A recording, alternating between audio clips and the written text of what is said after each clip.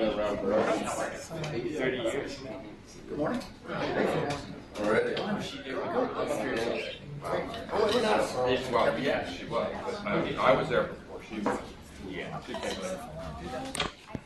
So I've been out. Now, let me just get started. Drew's got a full presentation for us today. So I don't have any announcements. Anybody in the room have anything they need to let the community know? All right. If not, Drew Ayars is going to present today on mast cell disorders. I have him do this every year because I forget, like about 2 weeks after he gives the presentation. But he's our local expert. All right. So before I get started, I was just going to bring this up that if you Google Allergy and Immunology Fellowship, University of Washington, they'll bring you to this page. And if you go to the bottom here, A&I Teaching Series, it has all of these lectures from the previous WebEx-based system. So it's nice. I've used this a few times to go back and listen to talks where I wanted to know a little more information. So it's a great resource, and I think it's based from YouTube, so it's very easy to access. All right. So surprise, surprise, I'm doing mast cell disorders. So a lot of this is going to be review. You'll see these slides before. It doesn't mean you can sleep. Dad? All right. So I don't know if you guys are seeing this a lot. We get 3 or 4 consults a month, it seems like, for mast cell activation disorders, and people are becoming more savvy to this. We're getting a lot of consults from rheumatologists because a lot of these signs and symptoms can mimic fibromyalgia. We got a consult yesterday from a gastroenterologist, so people are becoming more and more aware of this. So I was at the program directors meeting this weekend, and this was a hot topic, and people around the country are seeing a lot of this, so it's not just us. So no disclosures.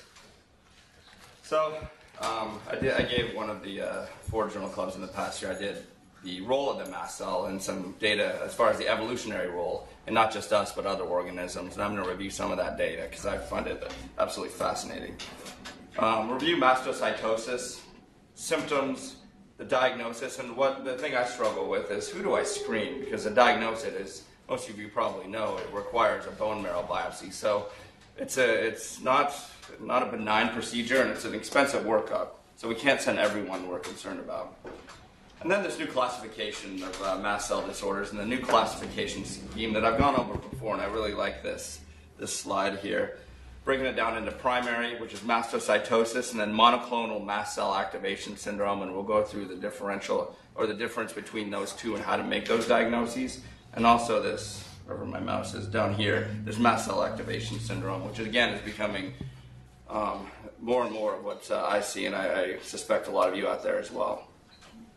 And then, once you get the diagnosis of mast cell activation syndrome, 1, how to make it, and then 2, what do you do with it once you get there? And all of the mast cell gods, or a lot of them up here, met in Europe within the last year or 2 and came up with a position paper. It was in the internal archives. So I'll review that as well. So I'll briefly go over a case. 50-year-old had an episode of facial flushing, pruritus, hand swelling, dizziness. Minutes after drinking this drink, Bold House Farms vanilla chai latte, and this is the 2nd time I've seen this from this drink in the past year. Not sure what it is about. I don't know if any of you have seen that. So this is the real deal. They're all vomiting and had trouble getting up. 911 was called. His blood pressure was slightly low, as you can see. And then he was later evaluated by an astute local allergist who got a tryptase level on him, and it was at 39 when he was not symptomatic. So do you screen this person for mast cell disease? Next one is similar to a lot of the patients that we see. I've changed a few of the details here, but had episodes of hives, angioedema, and lightheadedness. That seems to be a common complaint with a lot of these people. No clear trigger despite a workup that we did. Also notes I can't concentrate, and mastocytosis, it's been documented their mental acuity is decreased. What that's from, I don't think it's totally clear, histamine or what have you, but that's a real phenomenon in mast cell disease. Got a baseline level in clinic, and I gave her a lab slip and got a tryptase level during one of these episodes within an hour or so, and it was 9. So what do we do with that? And then I gave her cetirizine, and she believes the number of episodes have decreased. And this is another case that I presented last year. That 40-year-old presented after being stung by a bee, didn't know which kind, had a real episode of anaphylaxis. Should we screen for mastocytosis? Did RAS skin prick testing, and they were all negative. Again, does this make it mast cell activation disease or disorder more likely? So again, I find this data fascinating, and it's out of Galley's lab, who was actually here recently at Children's and gave a lecture that Matt and I attended. Really interesting. And the other guy here is Adrian Piliponsky, who's great. He's our local mast cell expert, so I contact him a few times a year to pick his brain about mast cells. So they had this model of mast cell knockout mice, and there's multiple different models, and that's a whole separate talk. But they gave these mast cell knockout mice this mole viper venom, which is native to Israel. David says these aren't everywhere there. He's never seen one. But the main toxin is thought to be seraphotoxin, which is very similar to an endogenous mediator that we have, endothelin-1, which is a potent vasoconstrictor. And mast cells promote degradation of endothelin-1. So this data is great. So they gave these mice, let's see, where's my pointer here, the wild type mice, and then the KIT, or mast cell negative mice, and then they actually transplanted normal mast cells into these KIT knockout mice. And look at the survival curves here. The 5 out of the 5 of the wild type survived, and so did 4 out of 4 of the mice that got mast cells from wild type, whereas none of the mice with the mast cell knockout survived. That's pretty impressive data. And also note, they looked at intraperitoneal levels of seraphotoxin, and the ones with mast cells had significantly lower levels of seraphotoxin, meaning it was degrading this compound. They've also shown it in totally independent mechanisms. So the Gila monster, the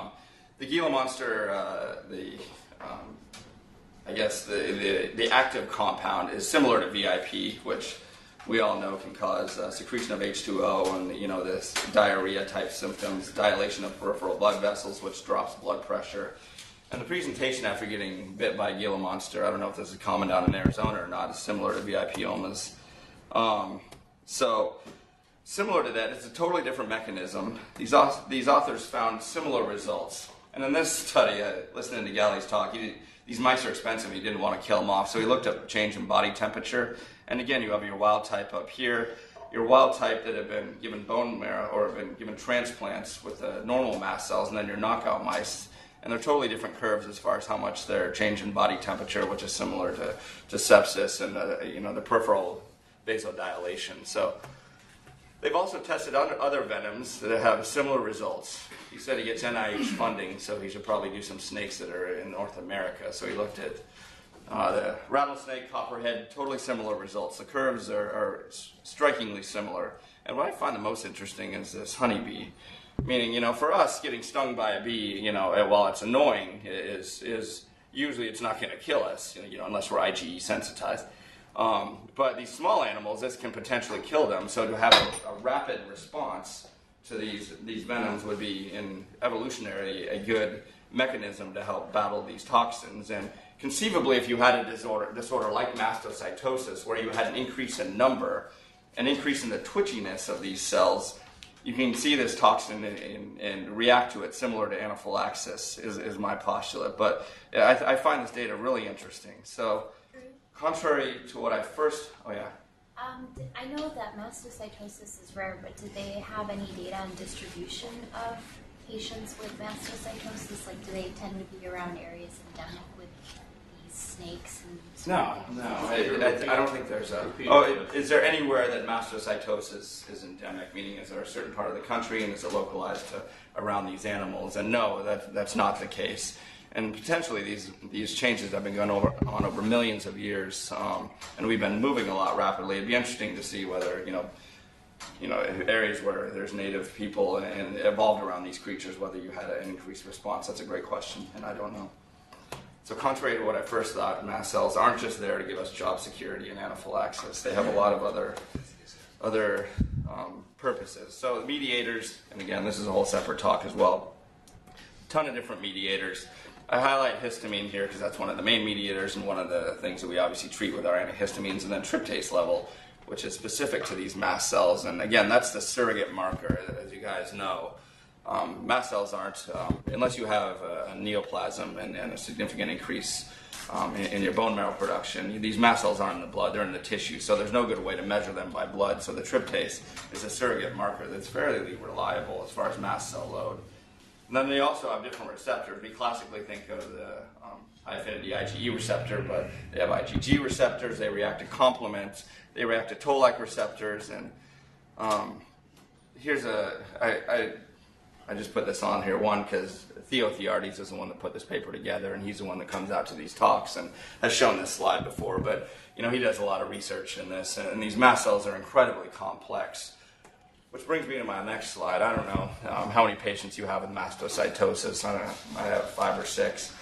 But they're all so different in their presentation, and that's not surprising given how many functions these mast cells have and how many different places they're located. You have your general malaise. That seems to be consistent with all of these patients. You have your cardiac, and again, hypotension that's associated.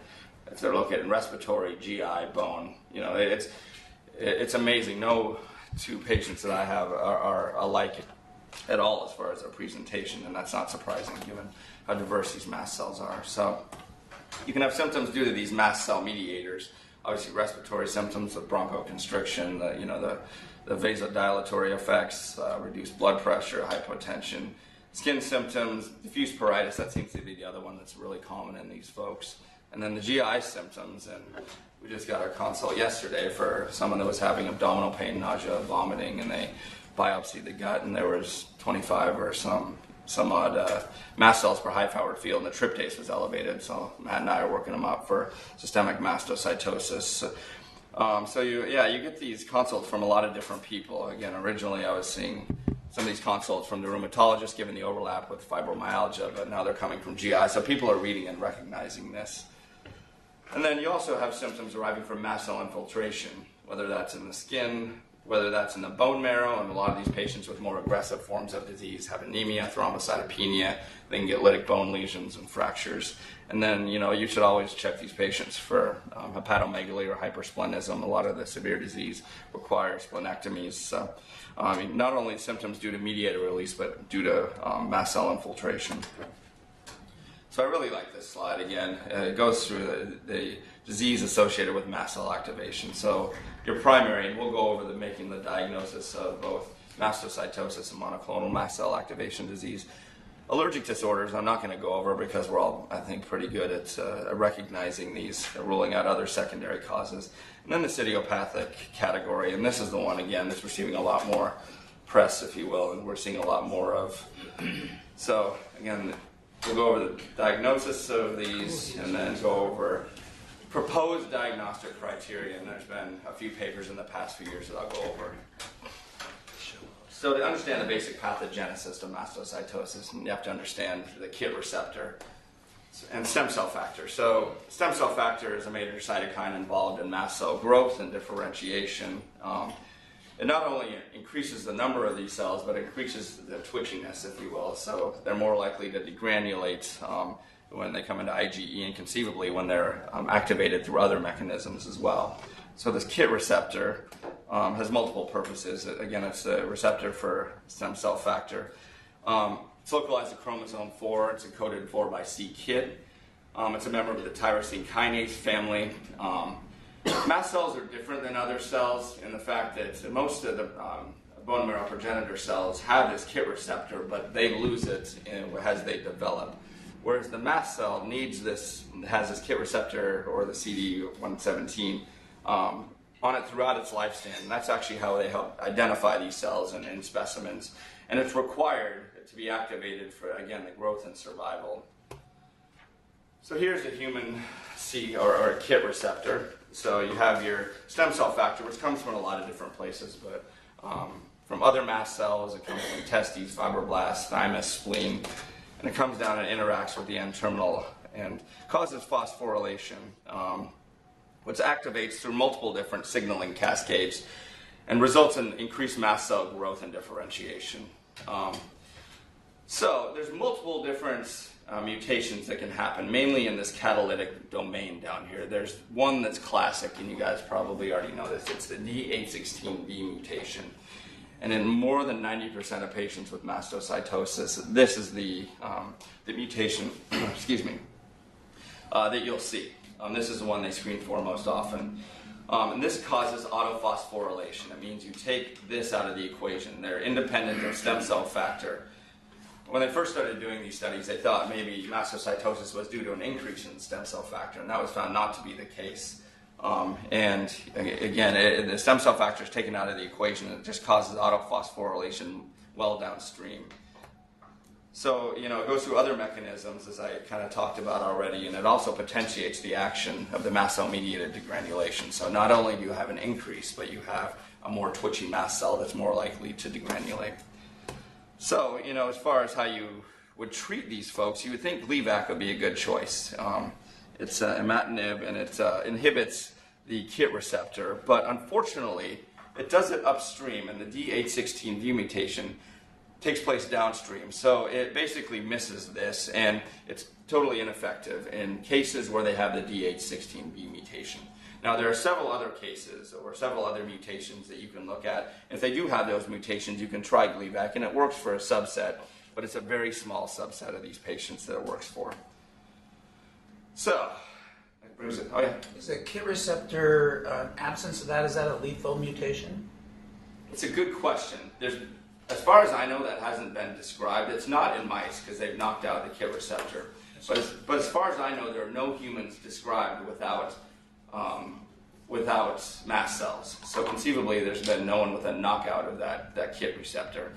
And that's not a germline mutation. That's usually a somatic mutation, meaning they weren't born with these and they're not in all of their cells. Actually, a marker of increased risk of progression of indolent systemic mastocytosis is having this mutation in multiple cell lines. But as far as I know, they haven't described any humans with knockout in mast cells, because conceivably that would be the mechanism. And and I don't know this to be fact, but because those KIT receptors are on a lot of the bone marrow progenitor cells, conceivably you need that to make all these other cells as well. So it may be a lethal mutation. You may be right. I don't know that for sure, though.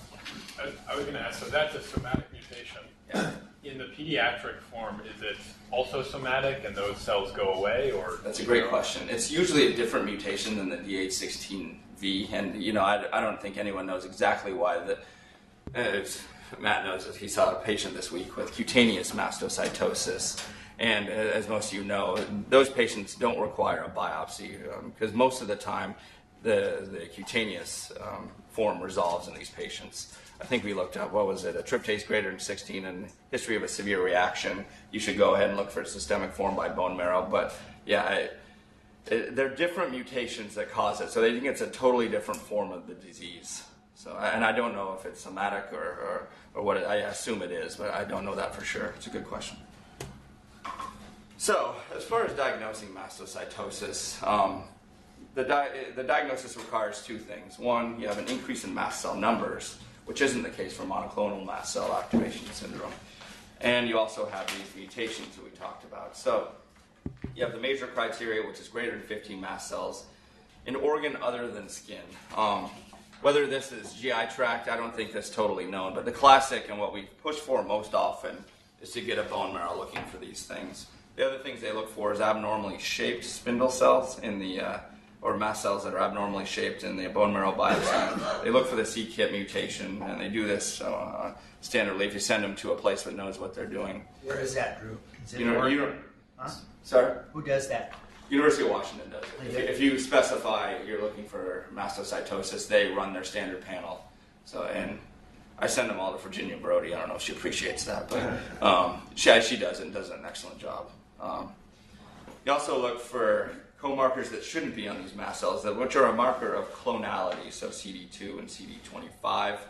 And you also look for tryptase. So as you can see here, you need a bone marrow for most of these. To make the diagnosis of mastocytosis, you need a bone marrow, which is unfortunate for us because, again, it's an expensive procedure and it is invasive to some extent. So we can't send everyone we see for this workup. So who do we send? And I'll try to answer at least my answer for that later.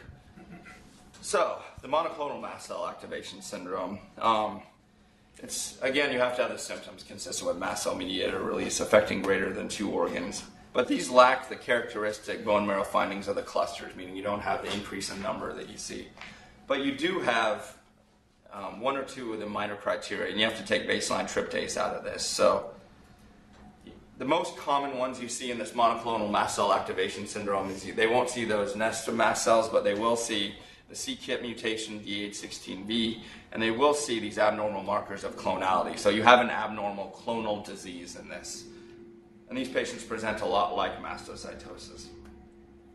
So, once you have the diagnosis of mastocytosis, then you have to categorize it. And I won't spend a lot of time on this because if you have the diagnosis of mastocytosis, conceivably they're going to be followed by an oncologist as well, who help both diagnose, categorize, and treat these folks. And I always have to look these categories up. But again, there's a major distinction between the pediatric, simply cutaneous kids versus the adults who present with mastocytosis. Again, in most kids, you don't need a bone marrow biopsy. So indolent systemic mastocytosis, it's the classic one that you'll see.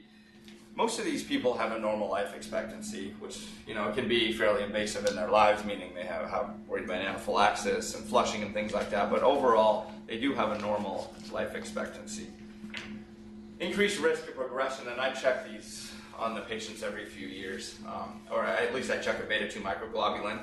And also, you should send them to a center where they check for the c-KIT mutation not only in mast cells, but in other cell lineages. Because if they have that in other cell lineages as well, they're much more likely to progress to more aggressive disease. We have one patient with smoldering systemic mastocytosis, which again, I always have to look up these findings, which are B findings, where the tryptase is over 200, biopsy showing more than 30% infiltration by mast cells.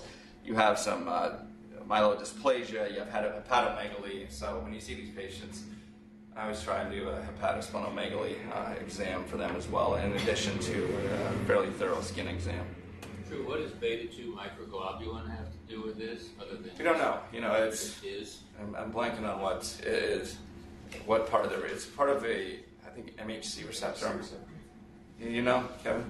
The MHC receptor. I think it's part of the MHC receptor. We don't know why exactly, but they looked at a lot of different patient characteristics with this, and that was one of the things that stuck out as a marker. And they use that a lot in the oncology realm to look for disease progression, but I don't know exactly why that plays into this. So again, these can all be categorized. I won't spend a lot of time on this, but the mast cell leukemia and aggressive systemic mastocytosis, you can tell patients these are fairly rare. The downside is they're very difficult to treat and there's not a lot of agents available. So again, when I see these folks, I periodically, every year or so, depending on how severe they are, I'll get a complete metabolic panel looking for end organ dysfunction, whether that's liver, the kidneys. I also look at, try and do an exam, look for hepatosplenomegaly, look for a CBC, look for any myelodysplasia, anything like that. The other thing these patients need are routine DEXA scans because they do have increased loss in bone density. We don't know exactly why that is, whether that's histamine, heparin, but it's a well-known fact. Even young males with this disease can present with osteoporosis, so they need to be treated like any other patient with osteoporosis.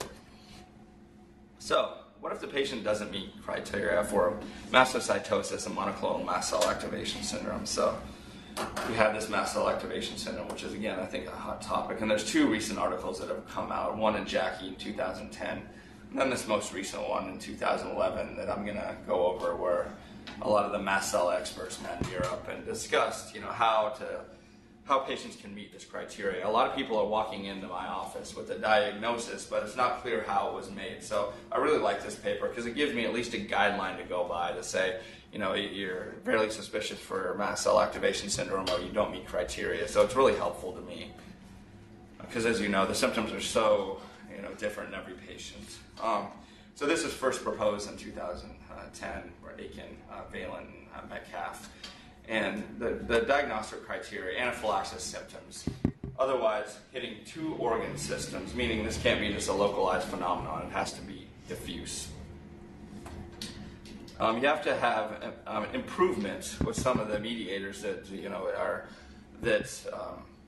that treat mast cell disease. So the classic is antihistamines, and leukotriene agents. So a lot of times, depending on my suspicion for mast cell activation syndrome, I'll put them on these two agents and see if they have an improvement. Obviously, you have to account for a placebo effect because a lot of them come back and say, I'm much better, but it does help make the diagnosis.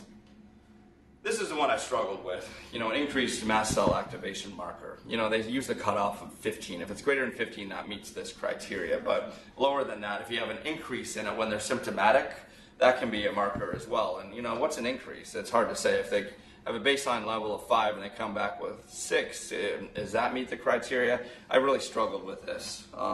And this later article helps address this a little more. And this is never easy as well. You have to rule out all the other causes, which, it can be difficult in and of itself. So not the most easy diagnosis to make. But again, if they have tryptase greater than 15, they have symptoms consistent with anaphylaxis, and they have an improvement on these medications, there's a high probability of the mast cell activation disease. Obviously, you have to rule out other things, and I refer to this slide every so often. Make sure see if there's anything I'm missing, and I'll do a few of these workups. Len, you were just saying you do this as well. Look for Pheos, carcinoid, depending on the history. You don't knee-jerk send this off, but VIPomas or Gila monster bites, I guess, and Zollinger-Ellison syndrome. So here's a chart I found in one of these articles that helps differentiate all of these. So, systemic mastocytosis, monoclonal mast cell activation syndrome, mast cell activation syndrome, and idiopathic anaphylaxis. So in systemic mastocytosis, most of the time, or a lot of the time, you're going to have a tryptase greater than 20, but that's not always the case. And in these two syndromes, it's usually elevated as well. So the next thing is that you have to get a bone marrow if you want to differentiate these. So look for the c-KIT receptor and aberrant CD2 and CD25, which are again markers of abnormal clones.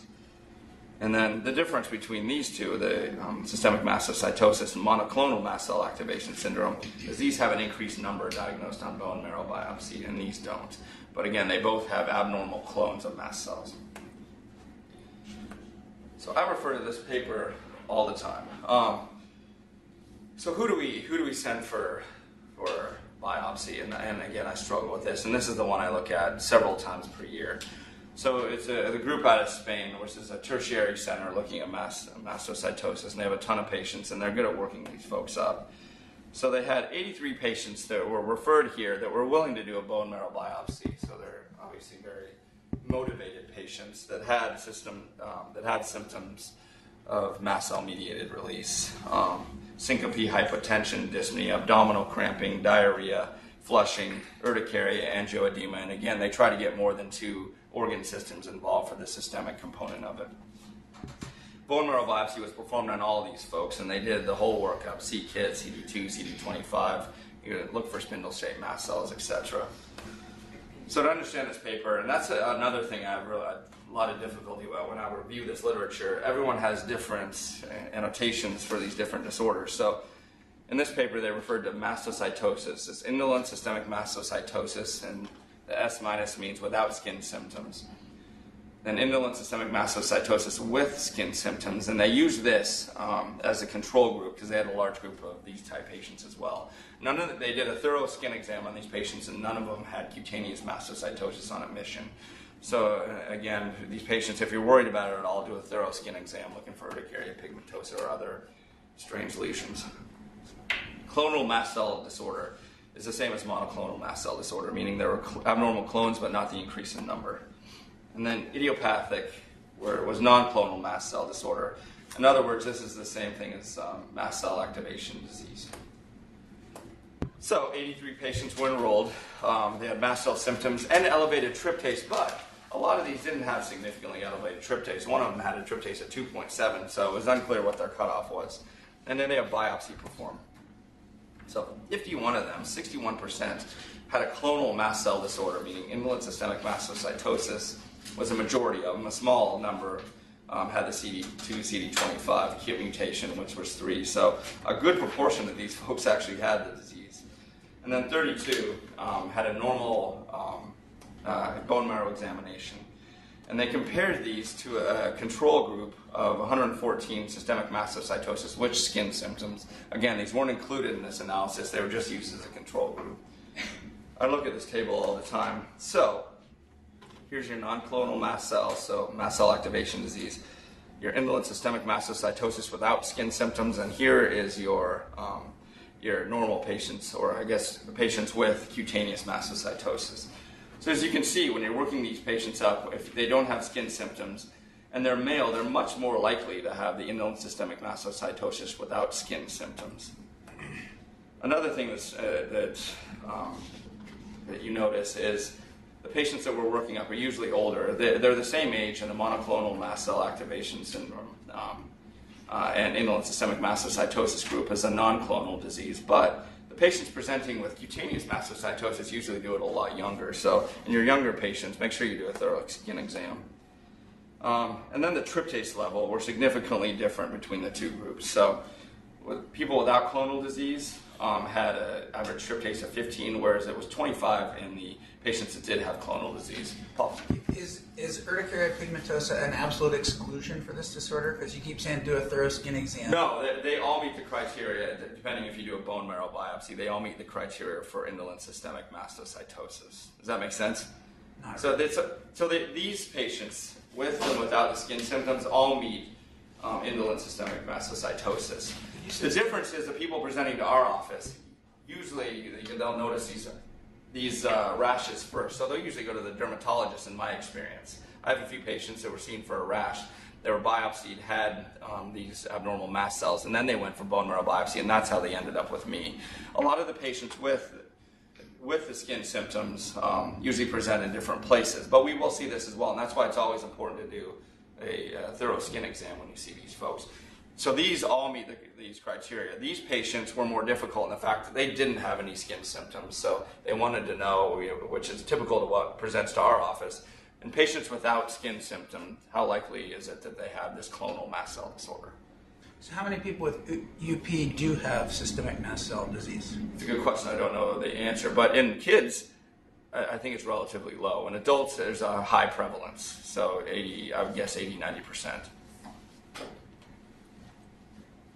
And again, they're much more likely to be male in this subset of patients with indolent systemic mastocytosis or monoclonal mast cell activation syndrome presenting without skin symptoms. And then again, the age is slightly different between these two patients, meaning people with skin symptoms usually present at a younger age.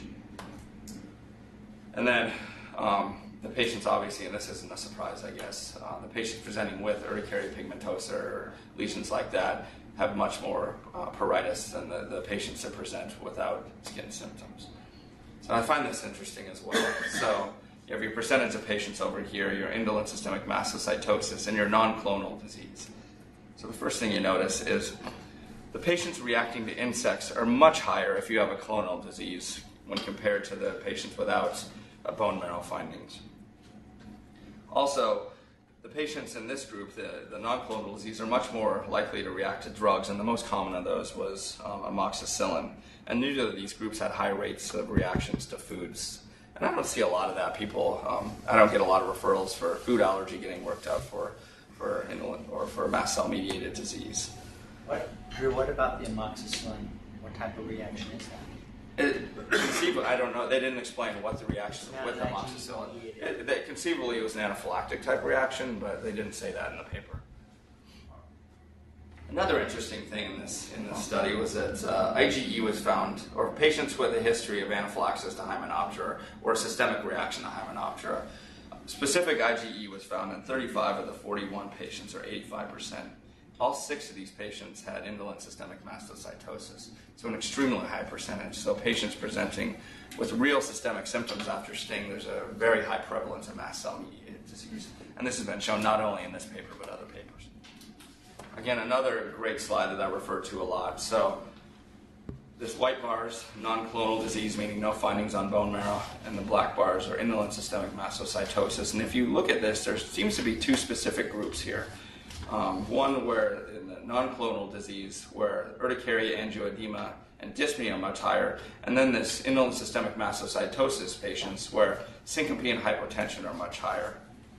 So, and they found this out, and these are the different variables for each disorder. For the clonal mast cell, meaning findings on bone marrow, they're much more likely to be male, much more likely to have absence of urticaria and angioedema during one of their episodes, much more likely to have syncope, much more likely to have an insect as a trigger, and much more likely to have greater than 25 on their tryptase level. Andrew, why is the term indolent used? Indolent to me usually means subclinical. People aren't ill. Indolent, I think, was referred to the fact that these patients have a normal lifespan, and I think that's how it got that diagnosis, and that's why the next is more aggressive, and I don't know how it got that term, but these aren't indolent, and obviously this is a major influence on these patients' lives. So now, I always tell these patients, if you have the indolence, you most likely have a normal lifespan. That doesn't help with their episodes of anaphylaxis, and they're constantly paranoid and constantly wanting to know what to avoid. Because conceivably they react to things outside of what they have IgE to, so it can be really difficult to see what specific triggers are to these folks. So while it's indolent in a life expectancy term, it's not indolent to these patients. I agree. So that case that Gail was sued over, that guy that years ago. Don't you think he has this? Don't you think he had mast cell activation syndrome or some sort of mast cell disease? Because remember how her skin tests were negative, and at the time RAS weren't even done, and then they were done, but they were still like negligible. I mean, don't you think if you went back now, like 10 years later, that we would say this person probably had mast cell disease? Probably not everybody in the room may know there was a very bad outcome of somebody who had Hymenoptera anaphylaxis and was skin test negative. And at that time, as a community, we were only skin testing people. We weren't running RAS. That was sort of the litigation basis of the case. But you're right. At that time, these syndromes hadn't even been described. Yeah, I don't think even with a RAS you would have picked this up, because they did that in this study too. They did blood work and skin testing, and they were negative for both, and all of those patients had mastocytosis. Well, remember, David just had a case of a man with diagnosed systemic mastocytosis with bone biopsy proof, and had an anaphylactic episode after what he presumed was a sting, but we couldn't find IgE in any way, shape, or form. So probably just non-specific activation of mast cells. So this is a table I look at all the time as to whether to send these patients for a biopsy. It looks at gender. Again, you get more points for being male. It looks at clinical symptoms. If you have an absence of urticarial angioedema, you're more likely. And if you have presyncope or syncope, which can be difficult to tease out, but if that's documented, you have points there. And then if your tryptase level is increased, and if you have a 2 or greater, they say you should send these patients for biopsy, and that's what I've been doing, depending on the clinical history. And just so you know, patients with abnormal bone marrow findings, if you use the cutoff of 15, they missed an average of 10% of these patients. But if you use the cutoff of 11.4, only 4% you miss. So it's a reasonably good test. So my previous algorithm, I'm getting short on time here, so I'm trying to get through these, was first to always look for cutaneous lesions. If they have something suspicious, send them for a biopsy. If that's positive, send them for a bone marrow biopsy. It's an easier thing to do, and the dermatologists are good at working this up. So if they have no cutaneous lesions, again, do a thorough skin exam. I get my baseline labs, get a CBC, make sure there's no abnormalities there, and get a tryptase. If it's normal previously, I was considering another diagnosis. If it's greater than 20 times 2, that's when I usually send these folks. And Dr. Brody is usually pretty good, and she hasn't turned one away when I've had a greater than 2 twice for a workup. So my re-revised algorithm, looking at this data a little more closely, obviously you look for skin lesions, but go through, if the tryptase is greater than 20 times 2, I'll send them for a biopsy. If the tryptase is less than 20, I usually plug them into this algorithm. And if it's greater than 2, I think you can make a good argument. Again, every case is individual, but if they have a slightly elevated tryptase and they're greater than 2 on this, I think you can make a good argument if the symptoms are appropriate to send them for a biopsy. If the tryptase is greater than 15, the symptoms are consistent with mast cell activation disease, and you've treated them, they've improved on in a histamine therapy. They meet this diagnosis for mast cell activation syndrome. So, bringing it on to the thing that's come out in the last year. So in 2010, one of these mast cell gods here met somewhere in Europe, and they were getting a lot of patients that were being diagnosed with mast cell activation disease that they weren't sure whether or not they truly were. They had mildly elevated tryptases. They were having these episodes, but it could have been a lot of different things. So they aimed to kind of decrease or to kind of further refine the diagnostic criteria for mast cell disease. And they say in there, increasing numbers of patients are now being informed that their clinical findings are due to mast cell activation that is neither associated with mastocytosis nor with defined allergic or inflammatory reactions. So again, this is just aiming to further characterize. So What they aimed to do was define the clinical signs and symptoms, define a substantial increase in a mast cell mediator, and define an objective clinical response to the medications that we put them on. So there were 20 members here, and they all voted on what they thought were, I thought that was interesting, they all voted on what they thought were mast cell disease-related symptoms. And when clinical symptoms, when they have 2 or more organ systems involved, you're much higher likelihood to have this disease. This is what I found interesting here. So they tried to define what markers we can use that are reliable in looking at mast cell activation syndrome. And they said after an extensive discussion and review of key data published and presented at the conference, I don't know what data they were looking at, the members agreed that the total tryptase when they're having one of these events should be at least 20% plus 2 nanograms per milliliter over baseline. So what I'm doing with these folks right now is getting a baseline tryptase when they're having an episode, and they've been pretty good about it. They go to a lab, or if they're being seen by EMTs, they get tryptase drawn, and I see if it's a significant increase. And they also looked at other markers. You can get urinary PGD, urinary histamine, but the preferred marker and the most reliable is tryptase, and that's the only one I use. I'm sure other people would argue with that, but that's the only one I use because it's the most reliable.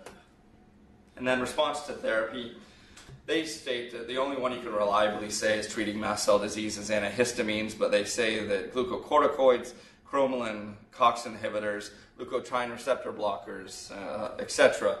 If they improve on those as well, that can be another indicator of an improvement. So again, tryptase when symptomatic, take the baseline tryptase times 1.2 plus 2. If it's greater than that, they say that's evidence for mast cell degranulation. How long is the tryptase elevated? I know that was For 2 or 3 hours. So it used to be thought it was elevated longer than that, and Yeah. you can make a diagnosis. They say it has to be done within 2 or 3 hours. Okay, so it's not 12 hours. Yeah.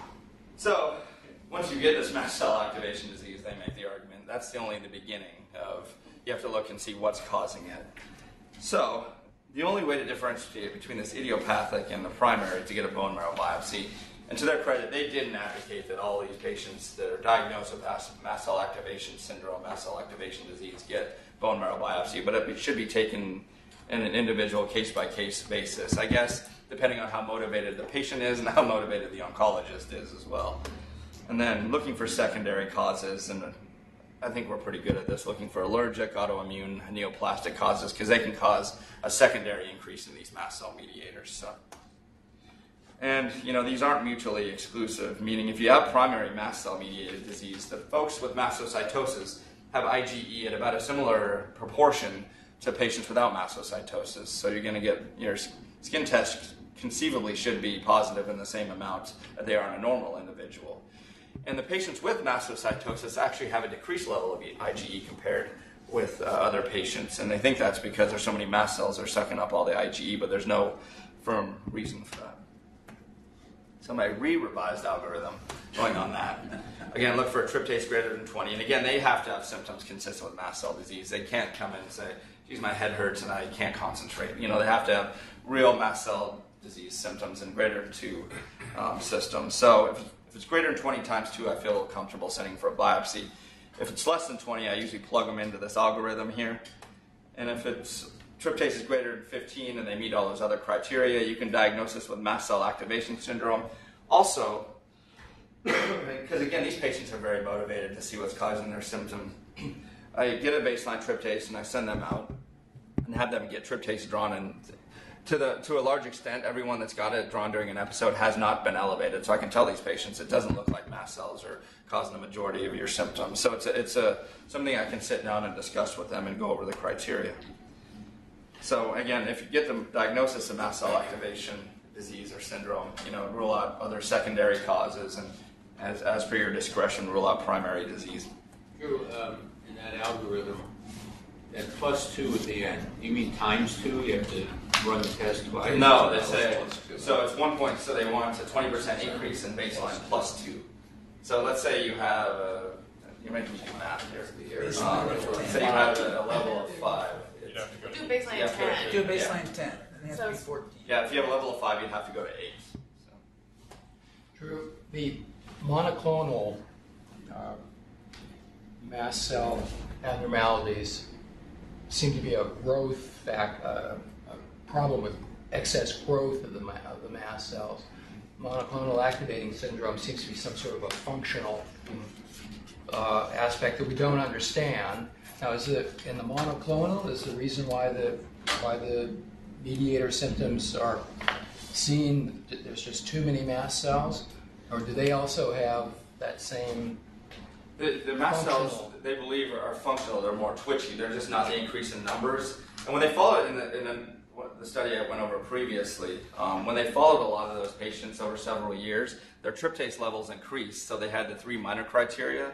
So they met diagnosis of indolent systemic mastocytosis. So whether that's an early form of this disease, it's hard to tell, and they'll progress to those increased in mast cell numbers. We don't know, but they present very similar clinically. So I think in the beginning you don't see the increase in numbers, but you see the increase in twitchiness that's causing their symptoms that are very similar. And later in the disease, and again I don't know this for sure, but I think you'll see the increase in numbers as well, which would get you into that diagnosis of indolent systemic mastocytosis. So you think that in my simple way of looking at it, it looks like an early phase of a neoplastic process. Yeah, but may or may not go on. And whether that's true or not, I don't think anyone knows. But that's the way I look at it. And why CD25? Isn't that a marker for T cells? Yeah, it's a T cell marker, and conceivably these mature mast cells should not have these markers. So it's a marker of clonality, basically, or aberrant mast cells. Same with CD2. Did you come across anything like any value of looking at peripheral basophils? I mean, I'm sure this group has done that extensively. I guess the answer is no, but no, I didn't come across that. The question is whether peripheral basophils can be a marker. That would be abnormal. I would have thought they'd look at that because it seems fairly simple, but I can't say that they were or were not a marker of this. It'd be nice. It'd be nice for us. Exactly. Drew, has anybody looked at interaction with angiotensin converting enzyme drugs? Because what's the metabolic pathway for tryptase? No, and there was some talk a while back that we should be careful with people anaphylaxis, having them on ACE inhibitors during allergy immunotherapy. And it's a neutral endopeptidase. So what's the natural breakdown pathway for tryptase? Does it go through that enzyme system or another system? Paul, I always think I can prepare for your questions. That's my goal when I do these talks, is to try and answer the questions that Paul asks, and I don't know. I wouldn't think it would necessarily interact that way. For tryptase metabolism? Yeah. So I read somewhere that tryptase is metabolized and it's interfered with ACE inhibitor drugs.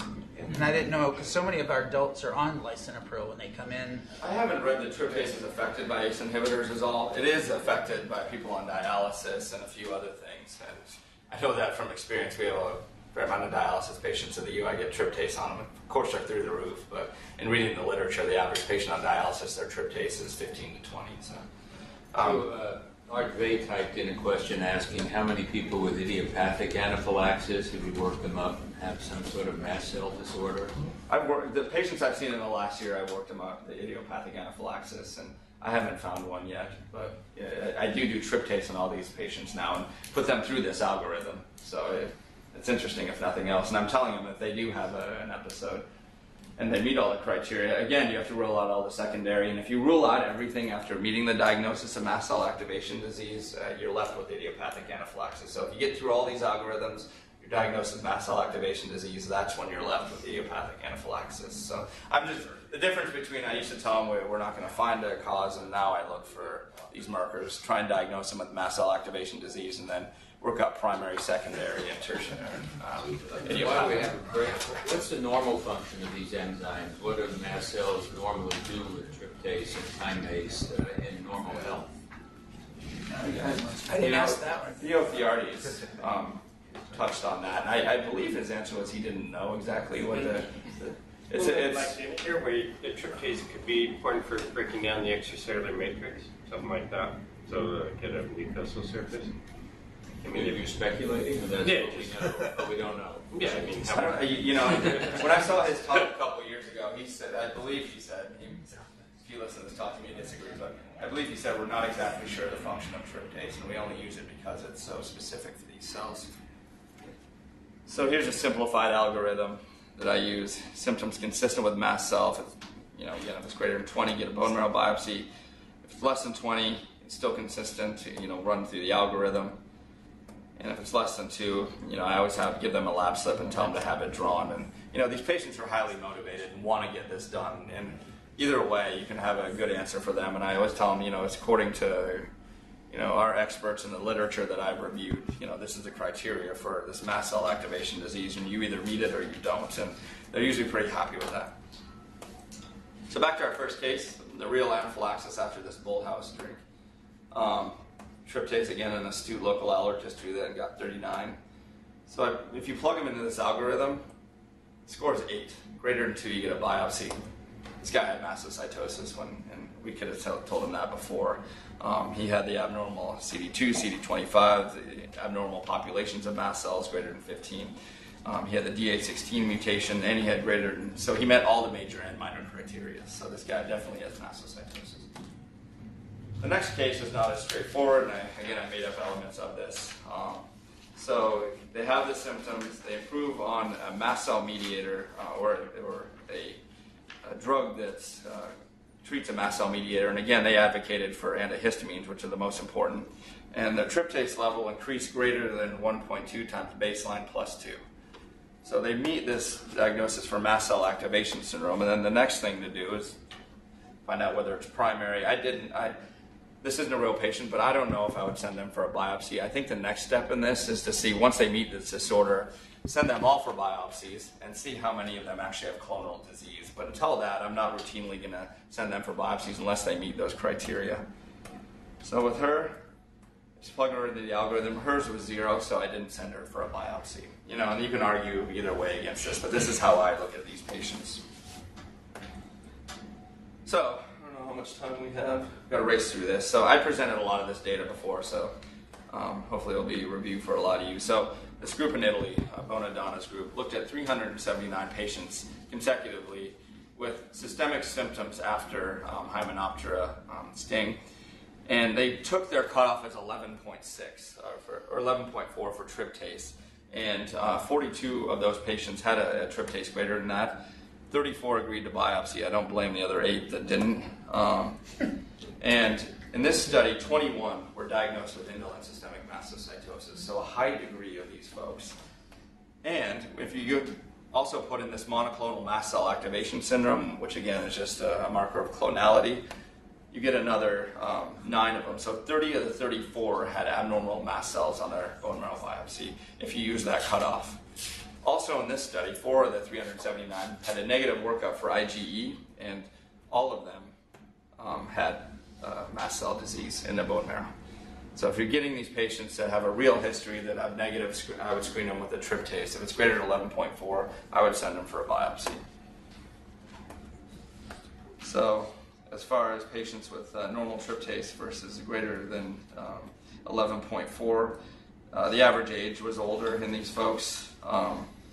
And again, looking here, all of these patients with abnormal bone marrow had negative workups. A lot of them did have the concurrent IgE sensitivity, but if in the patients that were negative, a high proportion have, which is maybe the patient that Gail saw. There's a high suspicion for that.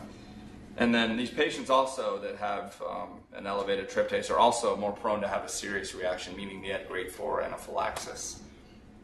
So bottom line is of the 379 patients screened with a tryptase level, 8% had a clonal mast cell disorder. And conceivably, we missed a few, because if you would have dropped the tryptase cutoff, you may have gotten a few more. So you can say that's anywhere from 8 to 10% of these folks. I'll try and get through this. So the next question is, any other studies looked at this? And yes, they have, and they're much different results, but they didn't use the criteria, meaning they didn't have the advances. They didn't do bone marrow on most of these studies. This one only looked at cutaneous mastocytosis. I couldn't find data on that one. This one, again, didn't do bone marrow biopsies on these patients. And this one used a tryptase level of 20 as a cutoff, so it would have missed a lot of the patients that were found on this one. And they didn't do the c-KIT analysis, so you can't put these in the same category. So the next step beyond this is, I think, to do a larger study looking at these folks, looking at the tryptase cutoff that you use. But And it's changed my practice. In these patients, I always get a tryptase level if there's a severe history of anaphylaxis. So, just briefly go over this as well. Another reason to get a tryptase independent of whether they have mast cell disease. And these patients, if you have a tryptase level of around 5, the odds ratio of having a severe reaction during immunotherapy ramp up is around 1, where if you have a tryptase of 20, independent of looking for mast cell disease, these patients were much more likely to have a severe systemic reaction during their increase of venom immunotherapy. So the risk factors for a severe systemic reaction, Honeybee therapy was much more likely, as I think we all knew. Ultra-rest therapy, not surprisingly, and then the tryptase level was the things they found as risk factors for having a severe reaction, so you might be more careful with these individuals. So if you go back to case 3, stung by a bee, had real hypotension associated with it. Assuming I believe the history, would you get a tryptase and a workup for mastocytosis? I would argue yes. This guy had a serious reaction. He was lightheaded. So I'd definitely check a tryptase. And especially if you checked it and your RAST and skin tests are negative, I would definitely check a tryptase. Greater than 11.4, I would send them for biopsy or at least have that discussion with the oncologist. So you could make the argument why screen for these disorders, but a lot of these patients are very motivated. This is, as Len pointed out, and these are very disturbing in their lives. And they need to be more vigilant for signs and symptoms of mast cell disease, and they need to carry an EpiPen. They need to get DEXA scans regularly because a high prevalence of these folks have osteoporosis. Going through patients with mastocytosis, again, they're more likely to have a severe venom reaction, so they advocate for lifelong therapy if they do have a specific IgE. I think I misspoke at last year's talk in saying even if they didn't have IgE, you treat them with immunotherapy, and that's not the case in most times. But if they do have systemic mastocytosis and documented IgE, they need lifelong treatment.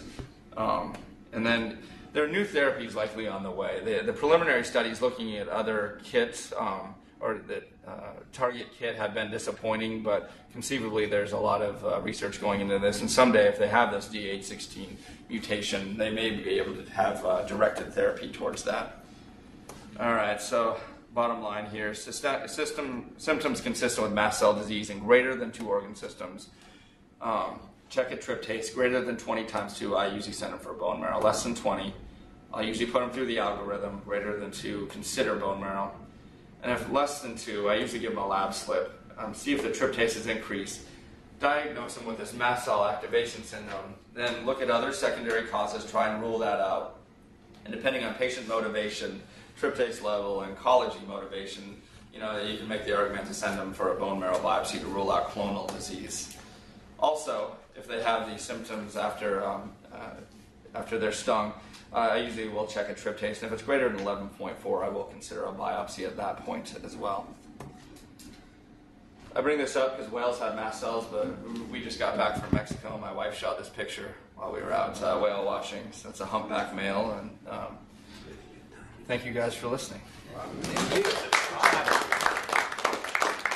there a hypothesis that is under consideration for why these mast cell and MCAS and the activation syndrome?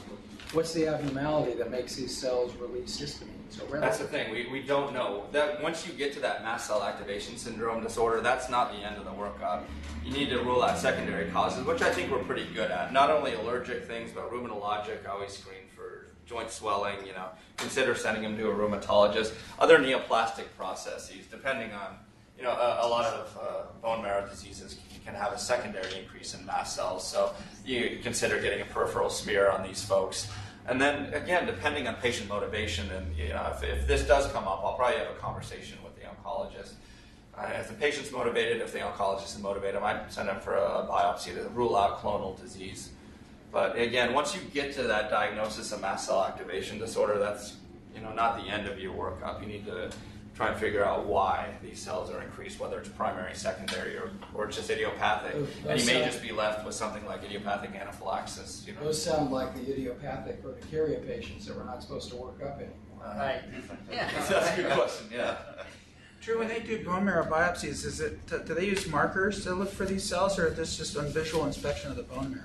So they do markers. They do flow cytometry to look for the CD2, CD25. So if we do a bone marrow biopsy in Everett, they're probably not going to use those Probably markers have to to go look to at the anything. Well, I don't know. You should talk to your oncologist, see if they have this. A lot of labs have this readily available. And it's just doing PCR, it's doing flow cytometry. So depending on the capacity of your lab, conceivably they could do that. But they always make the argument, send them to a center where they're experienced. And I know the University of Washington is experienced in this because they do incredible workshops, and they're doing a bone marrow biopsy for us next week in a patient Matt and I saw. I just remember with lymphoma, there was a big controversy a long time ago which center you sent it to made the diagnosis or not. I'm just wondering if we should send them all to you.